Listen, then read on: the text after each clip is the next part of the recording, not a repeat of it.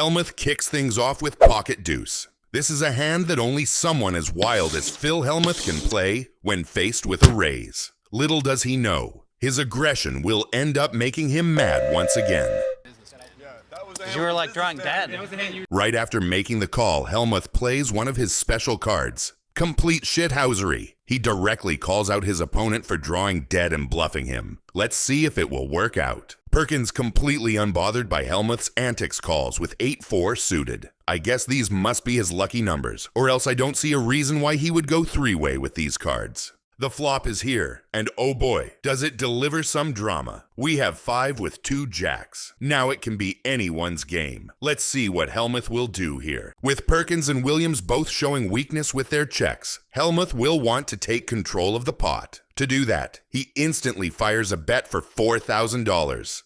Perkins with his 8-4 suited didn't have to think too long about what to do next, and does what every one of us would do in this spot and folds. Williams, on the other hand, didn't think at all. He snap-called the bet as if he is holding the nuts and is just waiting for Hellmuth to bloat the pot some more. The turn delivers a queen of clubs, which makes things even more interesting. Now Williams has an open-ended straight draw and is looking stronger than ever in this hand. Even though the turn improved his hand, Williams still decides to check in order to see how Hellmuth will play it out first. And that's exactly what Hellmuth was waiting for. After no more than a few seconds of thinking, he fires another 4,000 bet, trying to pressure Williams out of seeing the river. For better or for worse, Williams almost snap calls the bet, which means he either thinks Hellmuth has nothing or is just feeling super lucky. Even a 5 or a queen can counterfeit Phil's hand. The turn delivers a king, which completely shifts the game, and Williams is now in the lead. Make sure to watch until the end to see Hellmuth going crazy after the showdown.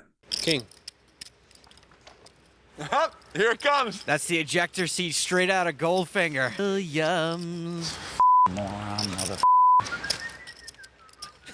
Bendinelli kicks things off with pocket 8s. This is a hand that can be extremely powerful, especially in a heads-up match. With $7 million already in the pot, Bendinelli can extract a lot more value. Oh boy, we got a set of 8s for Bendinelli. Oh no. Top pair for Guerrero. With Guerrero's weak check, Bendinelli can now completely take over the pot. The only question is how big of a bet he makes. So Guerrero stays and makes the pot bigger. Bendinelli is not looking to let Guerrero see a cheap flop and fires a 2.5 million bet. That is almost a third of the pot. But with the top pair on the flop, Guerrero is not looking as if he will back down. He doesn't disappoint and calls Bendinelli's bet. This pot is getting enormous. Turn is a Oh, jack. wow. Oh, no. What a setup. Oh, such a cold deck. Cold deck city. Guerrero covered. With an insane amount of luck, Guerrero pulls a third jack that completes his jack trips. This completely turns the game on its head, but only in Guerrero's head. Bendinelli is now sitting comfortable on a full house and is looking to extract even more value. Bendinelli is completely aware of how strong of a position he now finds himself in. That's why he fires a $5.5 million bet that is there to prevent weaker hands from playing for the river and maybe dissuade stronger opponents with weak mental game. But fortunately for Bendinelli this time around, Guerrero is anything but a poker player with weak mental game. He is completely unaware of the kind of trap he is walking in and confidently calls the enormous bet from Bendinelli. River. Oh The my board pairs, but it's the 8. No. It's quad No. 8 for Bendinelli. Wow. This is unbelievable. This is the coldest of decks. It doesn't get any colder than this, Maria. I'm glad you got a sweatshirt for this hand, Nick. Insane. The turn delivers another 8, which completes the quads for Bendinelli, which I can't believe I am saying again in this video, but is even luckier than Guerrero's jack. Now Guerrero is first on the move. He has a big choice ahead of himself, and I am starting to believe, based on his previous ones, that he will make the wrong one. And the wrong one he does. He fires a slightly smaller bet of $3.8 million, which looks completely abysmal from where we are sitting. I can't think of a reason he would commit so hard to such a weak hand other than a bad earlier read. Bendinelli with his quads doesn't really have anything to think about, other than baiting Guerrero and paying even more on this disaster of a hand. What do you think? Will he bet half the pot, or will he go crazy and shove all in? Let me know in the comments. Put this to bed. Announces all in. Guerrero hasn't snap called.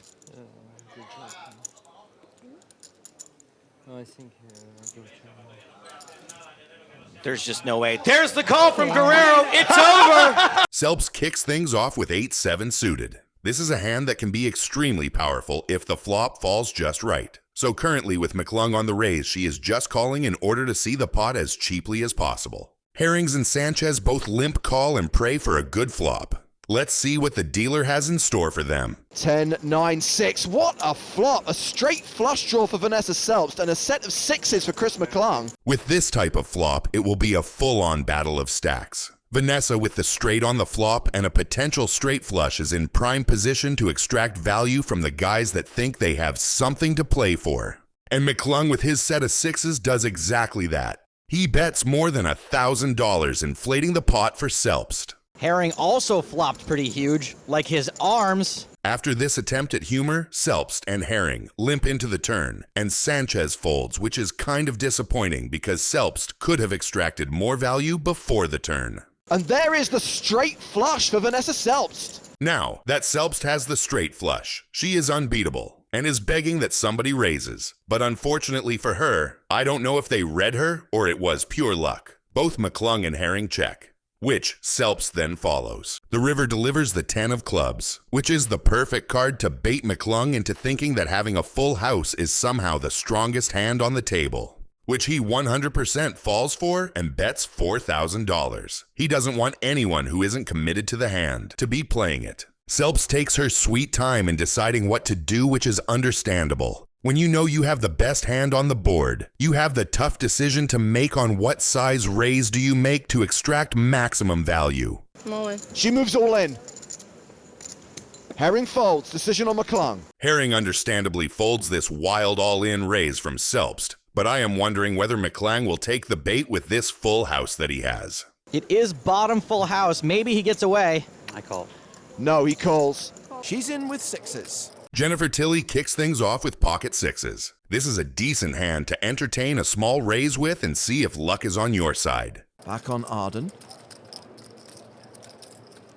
She calls the 3-bet as well, so 3-way to the flop. Oh my word, set over set and Griffin's flop top pair? This is going to be bad for Griffin, but it's going to be real bad for Arden. With the board that the flop delivers, everyone has something to bet about. But instead of that, Tilly and Cho decide to check. With that in mind, our weak top pair is trying to take control of the board by shooting a small bet of $2,500. Tilly is loving it because other than a set of kings, nothing else on the board beats her, and she would love to see this pot growing, so naturally she calls. Miss Cho, on the other hand, has a completely different plan. She is not waiting for the pot to grow. She is growing it herself. She does that by firing a $9,400 bet. Now Benger has a choice. Entertain this top pair, or realize the truth and just give up. Why is he so serious? He's like a goober 99% of the time.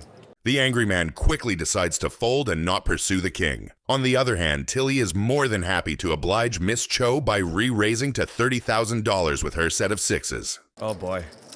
Jen re-raises $30,000.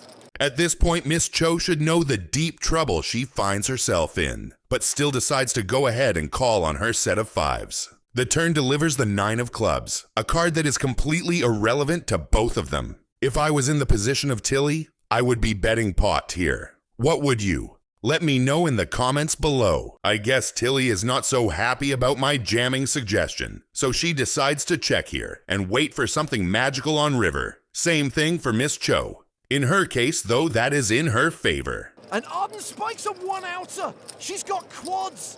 Meanwhile, Jenna's rivered a full house. Buckle up, because this hand just went from pretty sick to absolutely bonkers. People say patience is a virtue, but in Tilly's case, her patience came to bite her from behind. The river delivers the only card that can save Miss Cho, and that is the 5 of clubs. Now the only question is, will Tilly get baited by her now full house hand? Or will she read her for the quads Miss Cho has? And as we all thought she should do, Miss Cho goes. There it is. This is not good. No, it sure isn't. If Jen calls, this will be the biggest pot of the game. Arnon, you have quads because I can't beat quads. Does she know? I don't think you have kings full. And I don't think you have nines full. You might have fives full. That's a call. You come to my game and you're wasting my time. Tony G trash talked this guy for wasting time. So much that he ended up folding aces.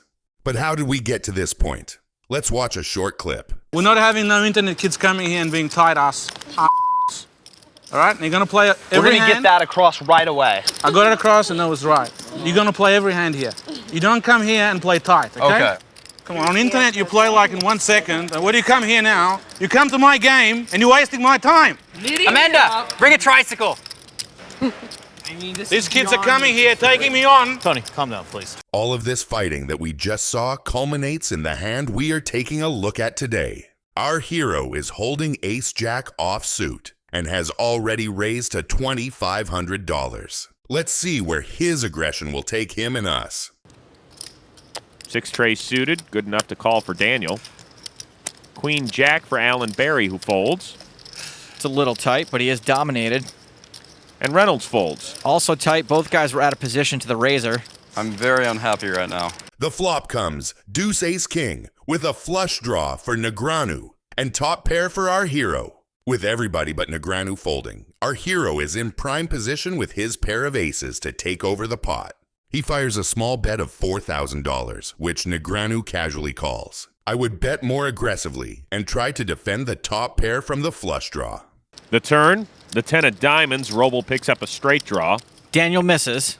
This 10 on the turn is a tricky one. On one hand, it denies the flush draw, but on the other opens up the straight draw. Negreanu bets a bit over half the pot and is bluffing really hard and praying the river delivers him a flush. Let's hope our hero sees through his bluff and at least call. And call he does. With the top pair and a gut shot straight draw, it will be crazy to fold the hand. The river delivers another 10, which completely wrecks both of our guys' hopes. The only question is who will bluff trip 10s first. Daniel's got air, but if he wants to win this pot, he's going to have to use that air to blow Andrew off his hand. After a short consideration, Negreanu fires a bet of $18,000, which sits at a bit over half the pot. And that bet will trigger a huge blow-up from Tony G, who is not even in the hand. Negreanu's bet is big from the perspective of our hero, so he takes his sweet time to consider his next action, which is usually completely reasonable on a cash game table, but not when Tony G is in the picture. I'm going to walk out. If these guys are going to come here, waste my time, I'm going to walk out of the game. It's a joke. F***ing hell, he's thinking 20 minutes every f***ing hand he's playing. F***ing nit. Here comes floorman Tom Keene, who's received more airtime than Hoyt Corkins, who went broke in 8 hands on the big game. All right, Andrew, we're going to go through the same thing. You play online, it's like quick. 2 seconds, bang, bang, they're pressing buttons. They come here, they freeze up. With the countdown already ticking, all the pressure in the world was on our hero and his pair of aces. Let me know in the comments what is the best hand that you regret folding. He folds. What? Trickett kicks things off with 6-5 of spades. This is an extremely speculative hand that aggressive players like Trickett love. Trickett has already raised $200,000 and our villain is considering his options. That's 3. 35. With almost $200,000 already in the pot, paying $50,000 should be nothing. And our Bulgarian villain thinks the same as he calls with his Jack 7 of spades. The flop comes 2-9-3 with 2 spades. Now Trickett is hoping for the 4 of spades and the Bulgarian is begging the dealer for almost any spade but the 4. After the villain shows weakness with his check, Trickett looks like he will take matters into his own hands. And he does exactly that. He fires a bet for $80,000, which is about 1/3 of the pot. Now the ball is in the court of the Bulgarian. I think his best option is to just call and play along for another card and hope it's a good spade. After some thoughtful consideration, he does the reasonable thing and calls to see the turn. Let's see how will that play out for him. So we see the turn card and it's the 4 of spades. Wow, what a card. That has made Sam Trickett a straight flush. He is absolutely unbeatable in this hand. And Igor Kurganov has got a jack-high flush, so he'll think that he's unbeatable. This is what we call a cooler, Jono. All the chips are going into the middle. Sam has the absolute nuts. He's got the best hand possible. The turn delivering the 4 of spade is the best thing that could have happened to Trickett, and the worst for the Bulgarian villain. Now he will think that he has a good flush when in fact he is drawing completely dead. With Trickett betting 180,000, the price of a third of the pot is not too bad for a call here. What would you do in that position? Would you fold, or would you go all in? Let me know in the comments. Knowing some wild gamblers from the Balkans, I feel like the Bulgarian is about to jam all in. All in, call. All in, call.